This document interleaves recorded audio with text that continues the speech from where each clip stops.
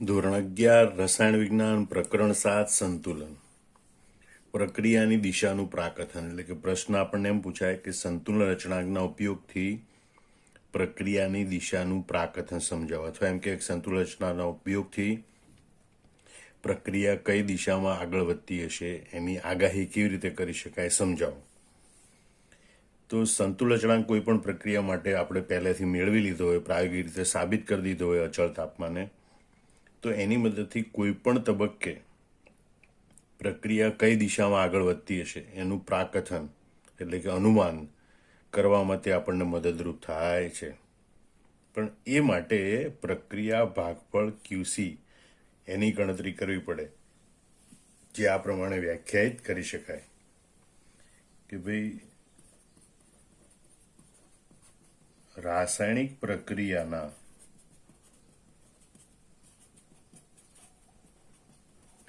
કોઈ પણ તબક્કે, બરોબર, કોઈ પણ તબક્કે એટલે કે કોઈ પણ સમયે રાસાયણિક પ્રક્રિયા શરૂ કરીએ, 5મી મિનિટે, 10મી મિનિટે, 15મી મિનિટે નમૂનો લઈએ એટલે રાસાયણિક પ્રક્રિયાના કોઈ પણ તબક્કે નિપજોની સાંદ્રતા અને પ્રક્રિયકોની સાંદ્રતાના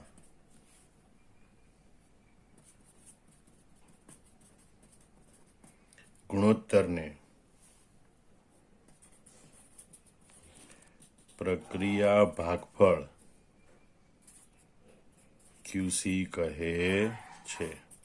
આમ તો KC જેવું જ છે, કે એટલે સંતુલન અચળાંક, પણ સંતુલન અચળાંક ગણતરી કરતી વખતે આપણે શું લઈએ? સંતુલન પ્રાપ્ત થાય એ વખતની નિપજોની સાંદ્રતા અને પ્રક્રિયકોની સાંદ્રતાઓનો ગુણોત્તર લઈએ. પણ સંતુલન પ્રાપ્ત થાય એ સમય પહેલા કોઈ પણ તબક્કે આપણે નમૂનો લઈએ પ્રક્રિયા મિશ્રણમાંથી, પ્રક્રિયકો અને નિપજોની સાંદ્રતાઓનું માપન કરીએ, અને એ વખતે નિપજોની સાંદ્રતા અને પ્રક્રિયકોની સાંદ્રતાઓનો જે ગુણોત્તર મળે એને પ્રક્રિયા ભાગફળ QC કહે છે.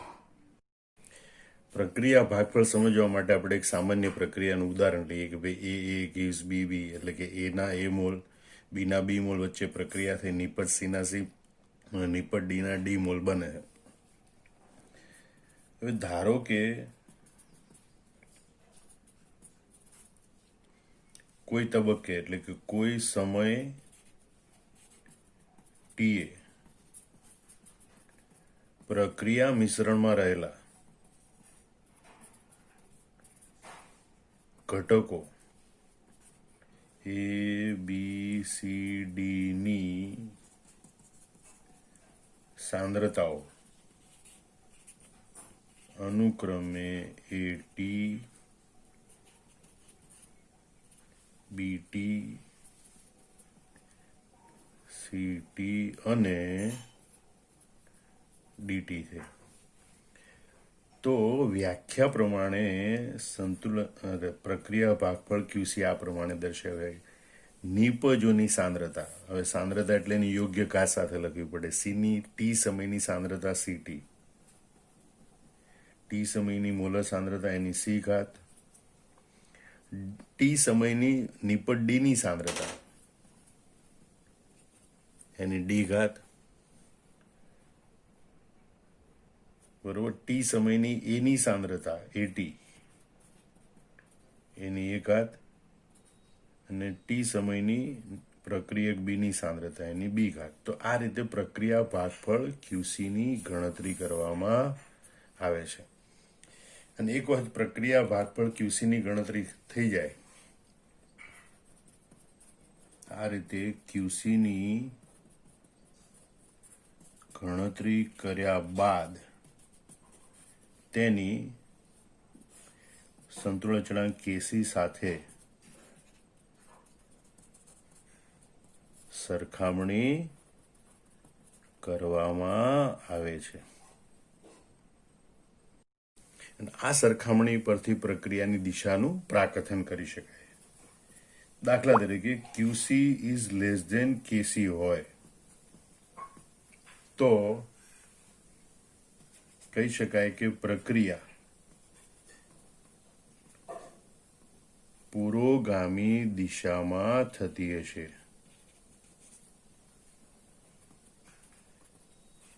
એટલે કે પ્રક્રિયા ટી સમયે પ્રક્રિયકથી નિપજ તરફ આગળ વધતી હશે.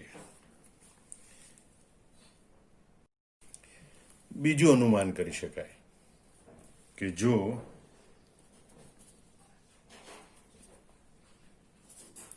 QC ગ્રેટર ધેન KC હોય તો પ્રક્રિયા પ્રતિગામી દિશામાં થતી હશે. એટલે કે આ પ્રક્રિયા ટી સમયે નિપજથી પ્રક્રિયક તરફ આગળ વધતી હશે.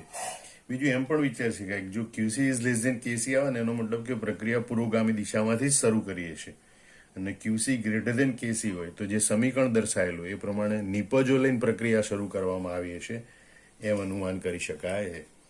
ત્રીજું આપણે જોઈએ કે જો QC is equal to KC હોય તો પ્રક્રિયા સંતુલનમાં હશે. એટલે કે પ્રક્રિયા પુરોગામી કે પ્રતિગામી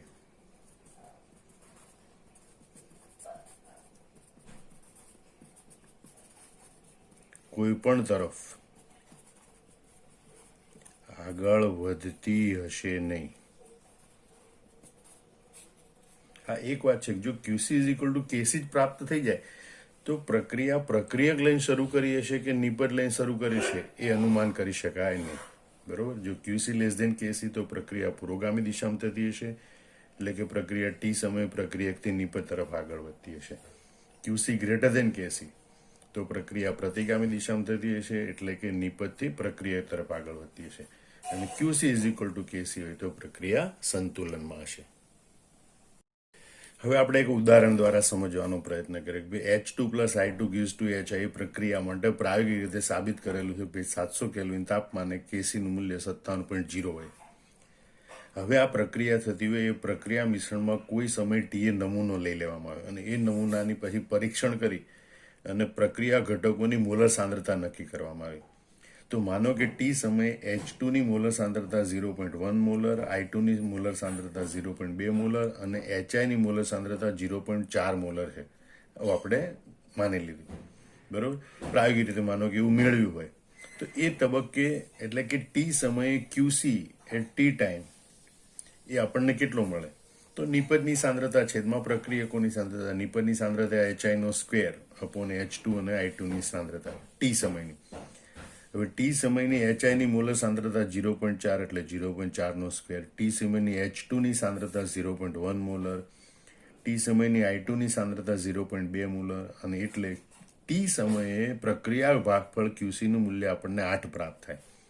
આમ તમે જુઓ સંતુલન અચળાંક 57, પ્રક્રિયા ભાગફળ QC બરાબર 8 એટલે કે QC is less than KC. એનો મતલબ કે એ તબક્કે એટલે કે ટી સમયે પ્રક્રિયા H2 અને I2 વચ્ચે પ્રક્રિયા થઈ HI દિશામાં બનવાની દિશામાં આગળ વધતી હશે એટલે કે પ્રક્રિયા પુરોગામી દિશામાં આગળ વધતી હશે. બીજું કે આ પ્રક્રિયા H2 અને I2 લઈને શરૂ કરવામાં આવેલી છે એટલે કે પ્રક્રિયા પુરોગામી દિશામાંથી શરૂ કરવામાં આવી છે અને તે ટી સમયે પુરોગામી દિશામાં આગળ વધતી હશે.